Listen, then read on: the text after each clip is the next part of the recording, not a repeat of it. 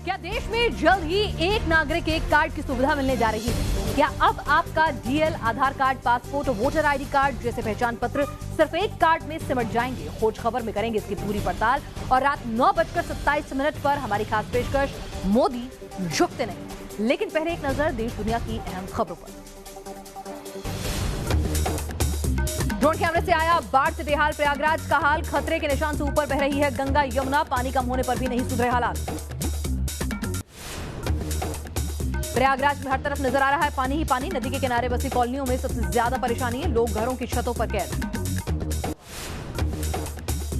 वाराणसी में भी गंगा का जलस्तर खतरे के निशान से ऊपर, सड़कों पर कर्मकांड और पूजा पाठ करने को मजबूर हुए लोग, कई घाट पानी में डूबे।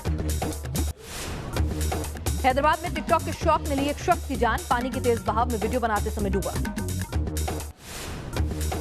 मध्य प्रदेश के सागर में मंच हुआ धड़ाम, पूर्व गृह मंत्री भूपेंद्र सिंह का मंच टूटा, पूर्व मंत्री के साथ स्थानीय सांसद और विधायक भी रहे मौजूद। यूपी के लखनऊ में दंदाड़े फायरिंग से सनसनी, बाइक सवार दो बदमाशों ने बीच सड़क पर एक युवक की ताबड़तोड़ फायरिंग की, सीसीटीवी में कैद हुई तस्वीरें। दिल्ली के अक्षरधाम के पास हुई फायरिंग का सीसीटीवी फुटेज आया सामने, कल पुलिस और बदमाशों के बीच हुई थी मुठभेड़। यूपी के मेरठ में अस्पताल में फायरिंग से मचा हड़कंप, बदमाशों ने अस्पताल कर्मचारी को मारी गोली, सीसीटीवी में कैद हुई वारदात। दिल्ली के होटल में युवक ने किया जोरदार हंगामा, होटल की 10वीं मंजिल पर चढ़कर की खुदकुशी की धमकी, 15 घंटे तक चला ड्रामा।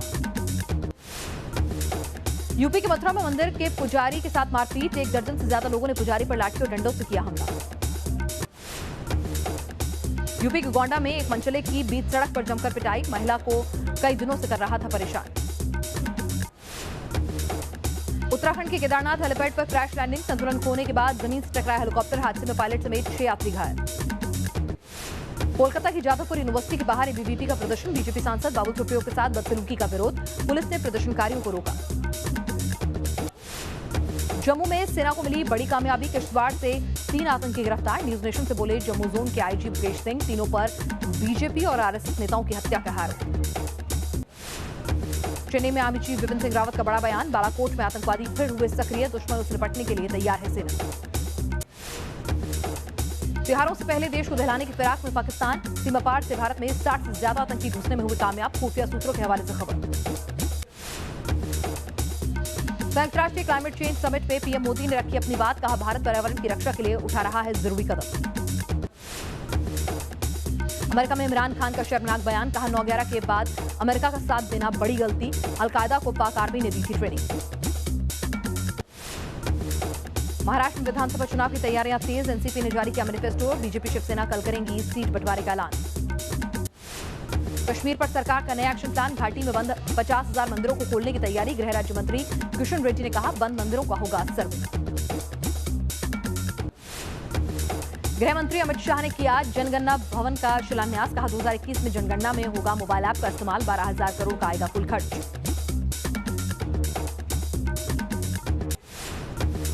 अयोध्या विवाद में मुस्लिम पक्ष की सुप्रीम कोर्ट में दलील, कहा विवादित जगह पर सिर्फ मंदिर बनाना चाहता है हिंदू पक्ष।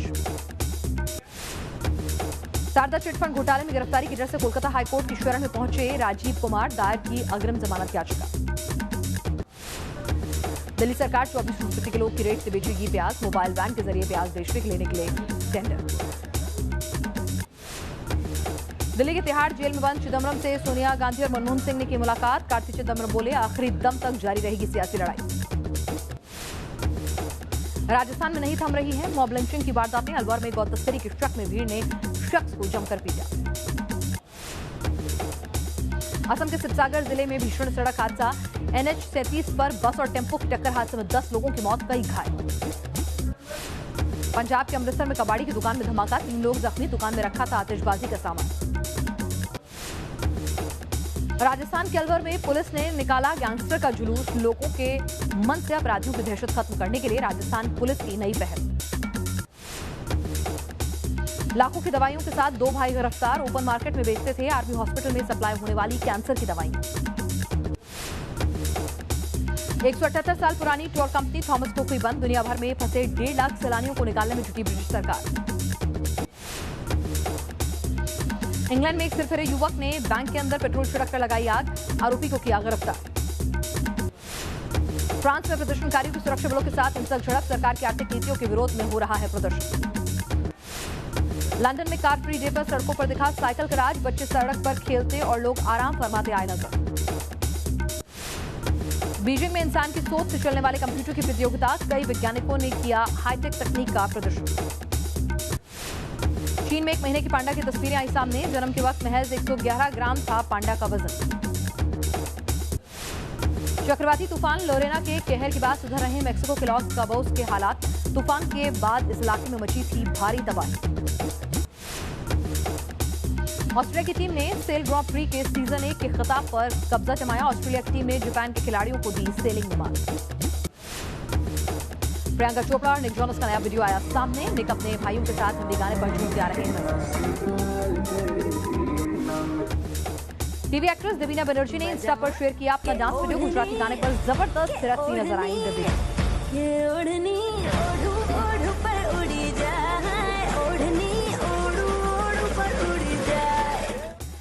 देश दुनिया की अहम खबरों के बाद अभी वक्त है खोज खबर कॉन्टेस्ट के सवाल का, जिसका सही जवाब देने पर आपको मिलेंगे आकर्षक इनाम या फिर खोज खबर का हिस्सा बनने का भी मौका मिल सकता है। हमारा आज का सवाल है, आईएसआई ने हिंदुस्तान के किस मोस्ट वांटेड को आतंकियों को हथियार सप्लाई का जिम्मा सौंपा है? नंबर 1 हाफिज सईद, बी जकीर रहमान लखवी, सी दाऊद इब्राहिम या डी मसूद अजहर। अपना जवाब अब हमें एसएमएस कर सकते हैं। हमारा टोल फ्री नंबर है 9130891308 9130891308। सवाल का जवाब हमारे शो में ही छिपा है। सही जवाब देकर आप आकर्षक इनाम या खोज खबर में शामिल होने का मौका पा सकते हैं। देखते रहिए खोज खबर। कश्मीर से धारा 370 हटाए जाने के बाद पाकिस्तान की बौखलाहट कम नहीं हो रही। सर्जिकल स्ट्राइक और एयर स्ट्राइक से भी पाकिस्तान ने कोई सीख नहीं ली है। पाकिस्तान फिर कश्मीर में दहशत फैलाने की साजिश में जुट गया है। इसका खुलासा किया है खुद सेना प्रमुख बिपिन सिंह रावत ने। उनके मुताबिक पाकिस्तान ने बालाकोट आतंकी कैंप को फिर से एक्टिव कर दिया है और पाकिस्तान से 500 आतंकी घुसपैठ की फिराक में। Let me tell you, Balakot has been reactivated. That yes, some action had been taken by the Indian Air Force at Balakot, and now they've got the people back there. At least 500 people who are waiting to infiltrate. That is the minimum number, I would say. Army chief general Bipin Rawat का खुलासा साबित कर रहा है कि हिंद की सेना से बार बार पिटने के बावजूद पाकिस्तान सुधरने को तैयार नहीं है। पाकिस्तान की आर्मी और आईएसआई ने न सर्जिकल स्ट्राइक से कोई सीख ली और न एयर स्ट्राइक से कोई सबक लिया।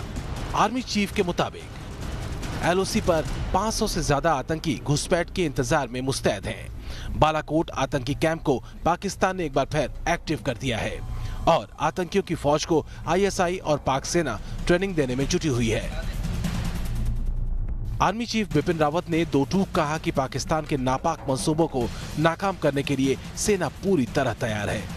आतंकी हो या पाकिस्तानी आर्मी, कोई भी जुर्रत बर्दाश्त नहीं की जाएगी। At least 500 people who are waiting to infiltrate. That is the minimum number, I would say. But these numbers keep fluctuating because depending on how the weather pattern is and they keep.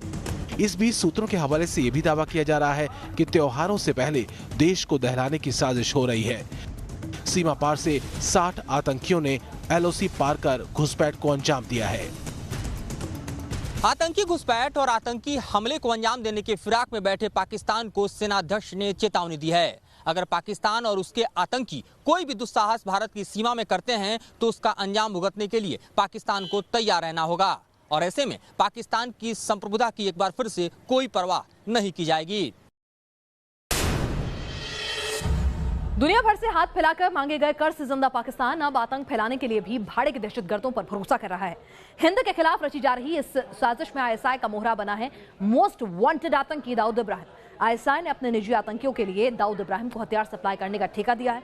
ISI ने भारत में आतंकी हमले के लिए और क्या कुछ साजिश रची है, देखिए इस रिपोर्ट में।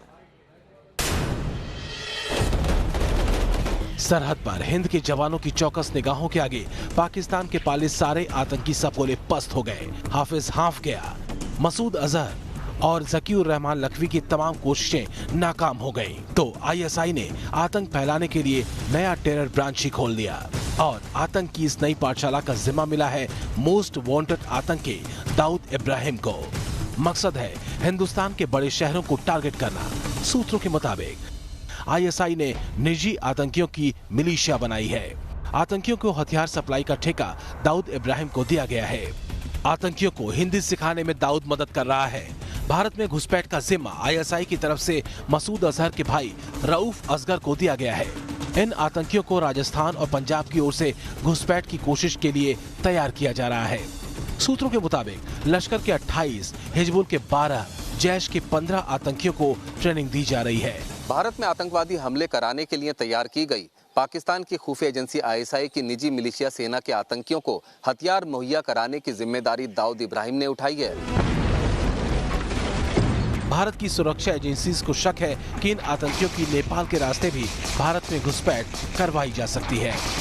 भारत में घुसपैठ कराने की साजिश में हर मोर्चे पर मुंह की खा चुके पाकिस्तान ने अब अपनी खुफिया एजेंसी आईएसआई की बनाई गई निजी मिलिशिया सेना के आतंकियों को सिर्फ जम्मू कश्मीर ही नहीं बल्कि राजस्थान और पंजाब के अलावा नेपाल के रास्ते भी घुसपैठ कराने की साजिश रची है और इसकी जिम्मेदारी जैश सरगना मौलाना मसूद अजहर के भाई रऊफ अजहर को सौंपी गई है। धारा 370 पर पस्त पाकिस्तान कश्मीर में हिंसा भड़काकर हिंदुस्तान को जख्म देने की साजिश अंजाम दे रहा है। इसके लिए उसने दाऊद इब्राहिम से मदद लेने से भी गुरेज नहीं किया। एक तरफ सरहद पर सैकड़ों आतंकी घुसपैठ की फिराक में है तो दूसरी तरफ पाकिस्तान ने कश्मीर में मौजूद स्लीपर सेल को भी एक्टिव कर दिया है। जम्मू में सेना को तलाशी के दौरान 40 किलो RDX हासिल हुआ है।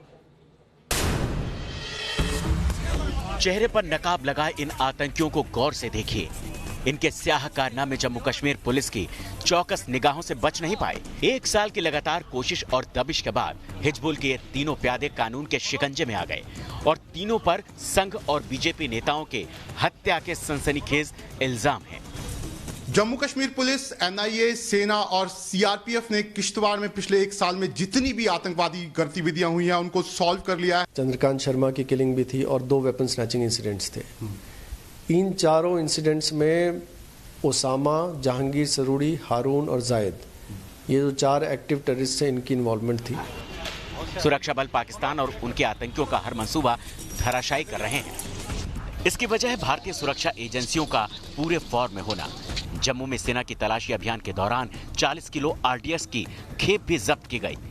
जम्मू के बिलावर में पकड़ा गया विस्फोटक एक बार फिर उस ओर इशारा कर रहा है कि पाकिस्तान लगातार जम्मू कश्मीर में एक बड़ा हमला करने की फिराक में है, लेकिन सुरक्षा एजेंसियां पाकिस्तान के हर मंसूबे पे लगातार पानी फेर रही हैं। तो साफ है, पाकिस्तान चाहे जितनी भी साजिशें रच ले, लेकिन कश्मीर के नाम पर अब हिंदुस्तान में और खून नहीं बहा सकेगा।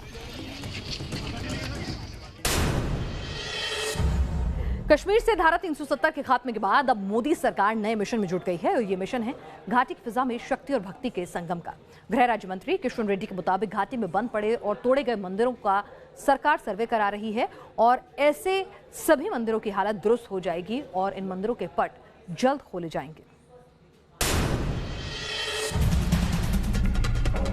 लगभग 50,000 टेम्पल्स क्लोज हुआ है, कुछ डिस्ट्रॉय हुआ है 90%, कुछ मूर्तियां डिस्ट्रॉय हो गए।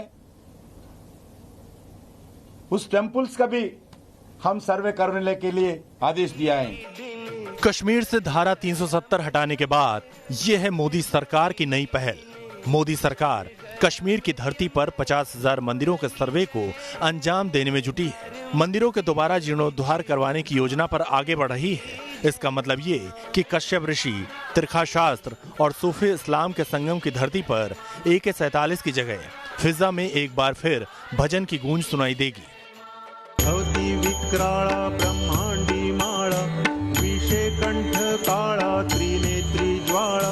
ये एक कोशिश है कश्मीर की सूफियाना तासीर को दोबारा जिंदा करने की। वो कश्मीर जहां कभी हिंदू, मुस्लिम, सिख एक साथ रहते थे। एक तरफ मोदी सरकार देश भर में धारा 370 हटाने को लेकर समर्थन जुटाने की कोशिशों में लगी है, तो दूसरी तरफ कश्मीर में हालात सामान्य बनाए रखने के लिए केंद्र सरकार कश्मीर वासियों के दिलों को जीतने की भी पूरी कोशिश कर रही है। कश्मीर में कट्टरपंथ के जहर से झुलसे कश्मीरी पंडितों के एक संगठन ने घाटी के मंदिरों को लेकर कुछ आंकड़े भी जारी किए थे। इन आंकड़ों के मुताबिक आतंकवाद शुरू होने से पहले यानी 1990 तक कश्मीर में 583 बड़े मंदिर थे। इनमें से 532 आतंकी गतिविधियों के दौरान क्षतिग्रस्त हो गए। कश्मीर पर मोदी सरकार के रुख से कश्मीरी पंडितों के अंदर उम्मीद की नई किरण जगी। इसकी एक झलक ह्यूस्टन में भी दिखाई दी। जब कश्मीरी पंडितों से पीएम मोदी ने मुलाकात की थी। 7 लाख कश्मीरी पंडित की तरफ से धन्यवाद। Thank you so much. आपने जो काम किया है, लोगों ने जो कष्ट झेला है वो भी तो कम नहीं। Thank you for acknowledging that. आपने उसको। तो इस बीच अमित शाह ने आज एक बड़ा बयान दिया है। क्या इसके बाद जो सरकार की योजना है, अब आपको पैन कार्ड, आधार कार्ड, पासपोर्ट ये सब अलग अलग नहीं रखना होगा? क्या एक कार्ड जो है वो इशू हो जाएगा और आपकी जिंदगी आसान हो जाएगी? सरकार इस योजना पर सोच रही है, विचार कर रही है। अगली जनगणना जो है 2021 में होनी है, तभी से इसको अमली जामा जो है वो पहनाने की कवायद शुरू भी हो जाएगी।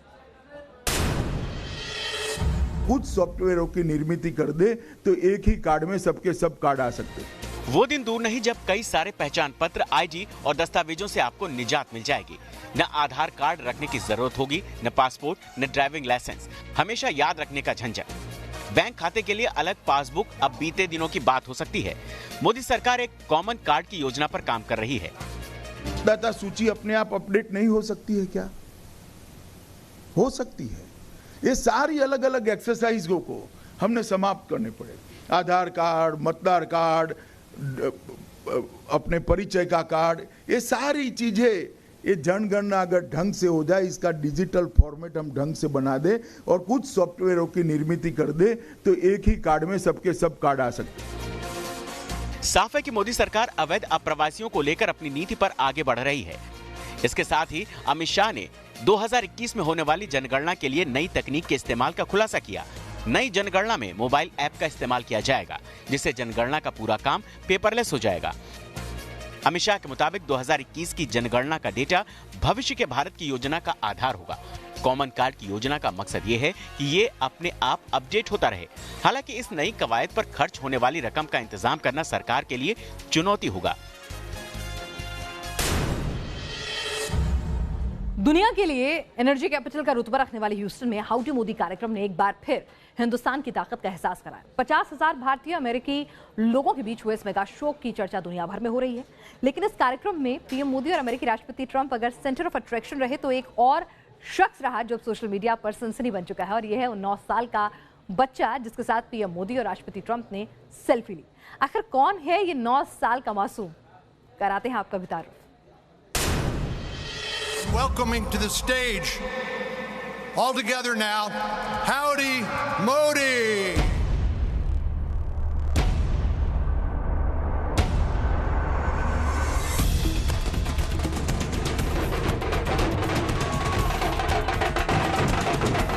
पचास 50,000 की भीड़ में सबसे किस्मत वाला कौन? दुनिया के 2 दिग्गजों के साथ सेल्फी खिंचवाने वाला कौन? कौन है ये जिसे ट्रंप भी अनदेखा नहीं कर सके? कौन है ये जिसे मोदी भी इनकार नहीं कर सके? अमेरिका में मेगा शो जिस पर पूरी दुनिया की नजर थी। ह्यूस्टन का एनआरजी स्टेडियम मोदी ट्रंप के नारों से गूंज रहा था और तभी सबकी नजर इस बच्चे पर जा टिकी। मोदी और ट्रंप मंच की ओर चले आ रहे थे, बच्चों से हाथ मिलाते, उनसे बातें करते आगे बढ़ते जा रहे थे कि तभी कतार में सबसे आखिर में खड़े इस बच्चे ने ट्रंप का रास्ता रोक लिया, उनसे सेल्फी की डिमांड कर ली और ट्रंप भी इस मासूम को इनकार नहीं कर सके। पीएम मोदी तब तक कुछ कदम आगे ही बढ़े थे, लेकिन राष्ट्रपति ट्रंप को रुका देखे तो लौट आए। बच्चे ने दोनों के साथ सेल्फी खिंचाने की इच्छा जाहिर कर दी, झट जेब से मोबाइल निकाल लिया और इस ऐतिहासिक लम्हे को कैमरे में कैद कर लिया। ट्रंप मोदी तो आगे बढ़ गए, लेकिन यह बच्चा दुनिया भर के लिए कौतूहल बन गया। दरअसल 9 साल के इस लकी बच्चे का नाम सात्विक हेगड़े है। इनके माता पिता का नाम प्रभाकर हेगड़े और मेधा हेगड़े है। सात्विक कर्नाटक के उत्तर कन्नड़ जिले का रहने वाला है। सात्विक की योग में काफी दिलचस्पी है। योग कार्यक्रम समाप्त होने के बाद सात्विक लाइन में खड़े थे और तभी उन्हें ट्रंप और मोदी के साथ सेल्फी लेने का मौका मिला। दिल्ली में विधानसभा चुनाव की तैयारियां शुरू हो चुकी हैं। राजनीतिक पार्टियां रणनीति बनाने में जुट गई हैं, पर लगता है कि भारतीय जनता पार्टी के भीतर सब कुछ ठीक नहीं चल रहा। पिछले कुछ ही दिनों में पार्टी के अंदर कार्यकर्ताओं से लेकर पति पत्नी तक के बीच खुलेआम झगड़े हुए, मारपीट और थप्पड़ कांड हो चुके हैं। हालात यूं ही रहे तो बीजेपी का 2 दशक बाद भी दिल्ली की गद्दी पर बैठना मुश्किल ही लगेगा। किराड़ी की सभा में मारपीट,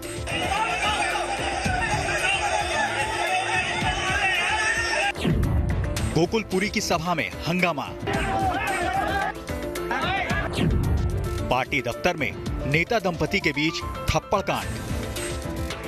लगता है दिल्ली बीजेपी के ग्रह नक्षत्र सही नहीं चल रहे, तभी तो जनता के बीच जनसभाओं में बीजेपी के नेताओं के दो गुट एक दूसरे का सिर फोड़ने पर उतारू हो जाते हैं।